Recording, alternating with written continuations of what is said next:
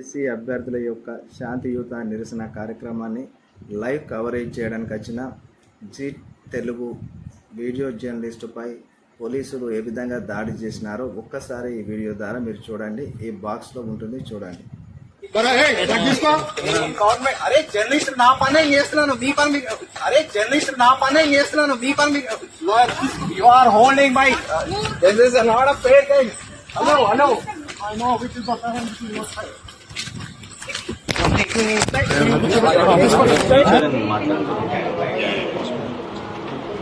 Hello hello Sricharan. Yeah hi అన్న. ఎట్లా ఉన్నావా? యా ఇప్పుడు బాగానే ఉన్నానన్న.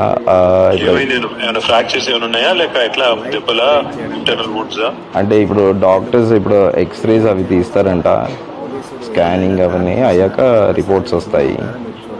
అదే మనం చూసిన వీడియో చూసిన, very very sorry, unfortunate, truly unfortunate. I also condemned it. అందరం కూడా మా పార్టీ నుంచి కూడా ఖండించాం. కాకపోతే అదే వద్దాం అనుకున్నాను, నేనే దూరంలో ఉన్నాను తమ్ముడు. We are all with you, we are all with you. Last 10 years, గత 10 సంవత్సరాలు ఎన్నటి ఇట్లాంటి జరగలేదు. ఇట్లాంటి జరగడం అనేది నిజంగా కూడా మంచిది కాదు. Only thing is I just wanted to express solidarity. Thank you. We are all with you Charan. Thanks for your concern అన్న. Thank you so much. కొద్దిగా మీరు వచ్చిన తర్వాత, డిశ్చార్జ్ అయిన తర్వాత నేను కలుస్తాను. లేదంటే ఒకవేళ after the reports come let me know. Krishank ఉంటాడు. After the reports come let me know. If there is anything I need to do చెప్పండి. హాస్పిటలైజేషన్ కానీ ఇంకా బెటర్ ట్రీట్మెంట్ కానీ ఎనీథింగ్ ఇస్ నీడెడ్. షూర్ అన్న, షూర్ అన్న. Thank you Charan. Take care. Thank you అన్న. Thanks for your concern. Thank you. Bye.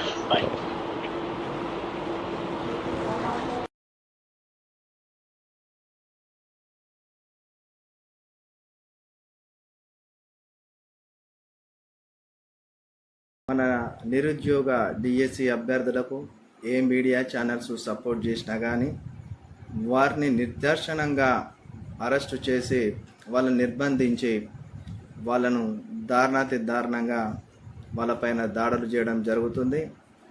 దానికి ఉదాహరణ ఈ Zee channel, news channel journalist Shri చరణ్కి జరిగిన సంఘటన, అతనికి జరిగిన అవమానం.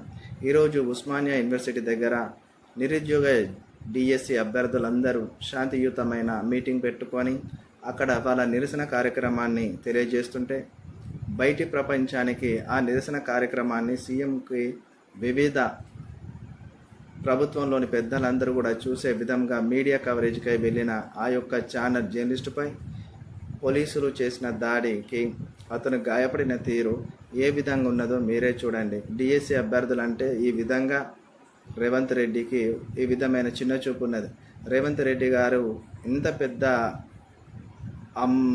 పెద్ద అయిన డిసిషన్ తీసుకోవడం కరెక్ట్ కాదు. త్వరలో మీరు ఆ మూల్యాన్ని చెల్లించుకోక తప్పదు. ఎందుకంటే మీడియా జర్నలిస్ట్ మీద నిర్బంధాలు చేస్తే మొన్నటి వరకు మీరు అధికారం రావడానికి ఇలాంటి మీడియా వాళ్ళే కదా మీకు ఏడికి వెళ్ళినా మీరు కవరేజ్ చేసి మిమ్మల్ని ఒక స్థాయికి తీసుకొచ్చింది.